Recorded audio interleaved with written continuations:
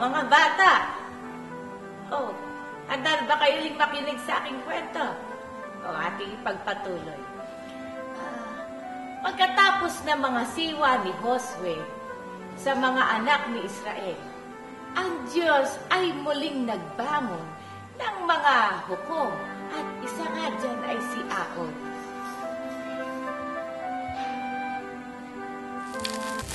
Nang panahong iyon, ay ibinigay ng Panginoon ang mga Israelita kay Eglon na hari sa Moab dahil sa kanilang mga kasamaan. At dahil sa hirap na kanilang nararanasan, ay dumaing sila sa Panginoon. Kaya naman, inilagay sa kanila ang kaliweting si Ahod na Benhamita para sila'y iligtas.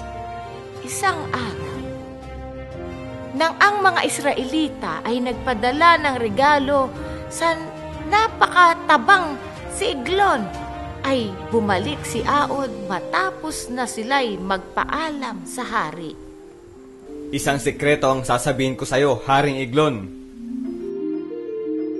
At ang lahat na nakatayo doon ay umalis sa harap niya, at si Ahod ay pumunta sa nakaupong si Eglon. Ako'y may dalang balita na mula sa Diyos. At nang si Eglon ay tumayo, ay inilabas ni Ahod ang kanyang itak mula sa kanyang kanang hita at isinaksak sa tiyan nito at bumaon sa likod ni Eglon. Pagkatapos nito ay tumakas siya at nagpunta sa lupaing maburol ng Ephraim sa mga anak ni Israel. Sumunod kayo sa akin, dahil ibinigay ng Panginoon ang inyong mga kaaway na Moabita sa inyong kamay. At sinaktan nila ng panahong iyon ang 10,000 lalaki na mga Moabita.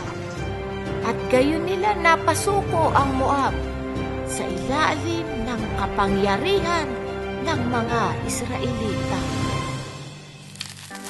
Oh, nakita niyo ba mga bata kung paano iniligtas ng Diyos ang mga Israelita sa kamay ng kanyang mga kaaway noong una?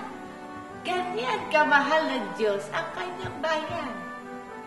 Oh, sana mga bata ay nagustuhan niyo uli ang aking kwento mula sa banal na kasulatan. Oh, hanggang sa susunod nating pagkukwentuhan uli, ha? Paalam!